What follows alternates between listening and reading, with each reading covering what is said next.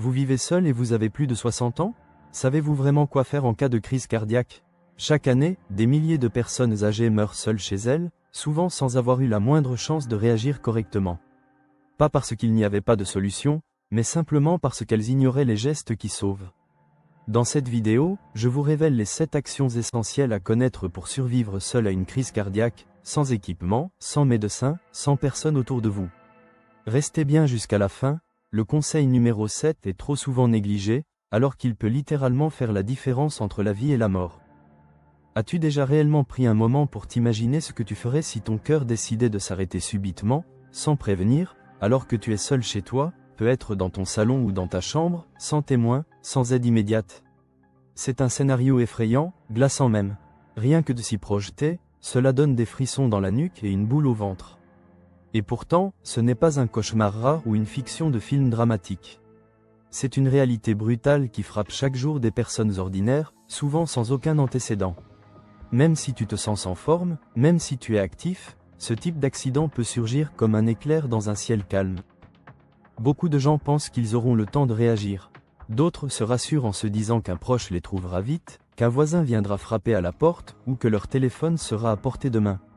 Mais la vérité est bien plus dure, une crise cardiaque ne laisse souvent que quelques minutes pour agir. Et dans ce laps de temps très court, chaque seconde compte. Ce que tu fais, ou ce que tu oublies de faire, dans ces premières minutes peut sceller ton destin. Revoir ceux que tu aimes, ou ne jamais pouvoir leur dire au revoir. La bonne nouvelle, c'est qu'il existe des gestes simples, accessibles à tous, sans formation médicale, qui peuvent te sauver. À condition de les connaître avant que cela n'arrive. Ce que tu vas apprendre ici, c'est une feuille de route vitale à garder en tête et à ancrer dans tes réflexes. Dans ce guide vidéo, nous allons te montrer, étape par étape, comment repérer les signaux souvent invisibles qui précèdent une crise cardiaque, comment utiliser efficacement ce que tu as chez toi, et surtout comment garder ton sang-froid même si tu es seul, effrayé ou affaibli. Tu apprendras aussi quels médicaments peuvent faire gagner du temps précieux, quelle position corporelle protège ton cœur, et comment optimiser l'intervention des secours même si tu perds connaissance en cours d'appel. Et surtout, reste jusqu'au bout, car les derniers conseils sont souvent ceux que l'on oublie. Alors même qu'ils ont sauvé des vies à plusieurs reprises. La première chose à comprendre, c'est que les signaux d'une crise cardiaque sont parfois beaucoup plus subtils qu'on ne le croit. Oublie les grandes scènes de cinéma. Il ne s'agit pas toujours d'un hurlement de douleur et d'un effondrement brutal. Cela commence parfois par une gêne inhabituelle dans la poitrine, comme si un étau invisible se resserrait lentement. D'autres ressentent une douleur dans la mâchoire, dans le dos, ou même dans l'estomac. Un essoufflement soudain alors que tu es au repos. Des sueurs froides, des vertiges, une fatigue extrême, ou un simple sentiment d'anxiété intense.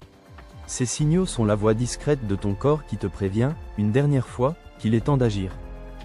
Si tu ressens ces symptômes, n'attends pas. Prends ton téléphone immédiatement et compose le numéro d'urgence. Ne minimise pas, ne dis pas « ça va passer ». Chaque minute sans traitement augmente les lésions du muscle cardiaque. Pendant que tu hésites, le sang circule de moins en moins bien. Or, il suffit de quelques minutes pour que les dégâts deviennent irréversibles. Le premier réflexe doit donc toujours être « appeler les secours sans attendre ». Ensuite, si tu n'as pas de contre-indication médicale, croque une aspirine. Pas l'avaler directement, croque-la pour qu'elle agisse plus rapidement dans le sang. Cela permet de ralentir la formation du caillot qui obstrue l'artère. C'est un geste minuscule, mais potentiellement décisif. Puis, installe-toi dans une position de repos absolu. Assieds-toi confortablement, ou allonge-toi sur le côté, tête légèrement surélevée. Ne bouge plus, ne fais rien d'autre. Chaque mouvement est une pression supplémentaire sur un cœur déjà en grande souffrance. Respire lentement, focalise-toi sur ton calme. Si tu as la force, déverrouille ta porte d'entrée.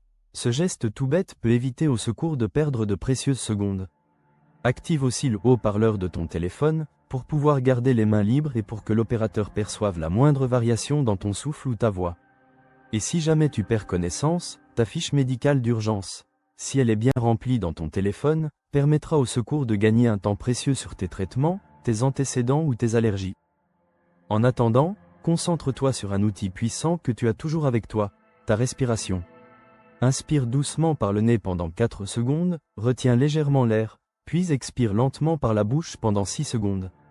Ce rythme aide ton corps à rester oxygéné, à calmer l'emballement cardiaque, et à ralentir la panique qui pourrait te faire perdre ton sang-froid. Retiens bien ces 7 gestes essentiels. 1. Reconnaître les signes, même subtils. 2. Appeler les secours sans hésiter. 3. Croquer une aspirine si possible. 4. Se mettre au repos complet, sans efforts inutiles. 5. Déverrouiller la porte pour faciliter l'accès. 6. Utiliser ton téléphone intelligemment, haut-parleur. 7. Respirer lentement et profondément pour garder le contrôle. Ces gestes ne sont pas spectaculaires. Ils ne font pas de bruit, mais ils forment une chaîne silencieuse de survie. Une suite de petits réflexes qui, ensemble, peuvent sauver ta vie même si tu es seul. Pas besoin d'être un héros. Pas besoin d'être fort. Il suffit d'être préparé et d'agir avec calme. Alors, maintenant que tu sais, demande-toi, lequel de ces gestes te paraît le plus vital? Lequel as-tu découvert ici pour la première fois? Y en a-t-il un que tu n'aurais jamais eu le réflexe de faire? Si oui, imprègne-toi en. Apprends-le, parle-en à un proche. Partage cette vidéo, parce qu'un jour, ce savoir, simple, discret, vital, pourra te sauver, ou sauver quelqu'un que tu aimes. Merci d'avoir écouté. Pense à t'abonner, à liker et à transmettre ces gestes de survie autour de toi. On se retrouve très vite pour d'autres conseils qui peuvent transformer un moment critique en seconde chance.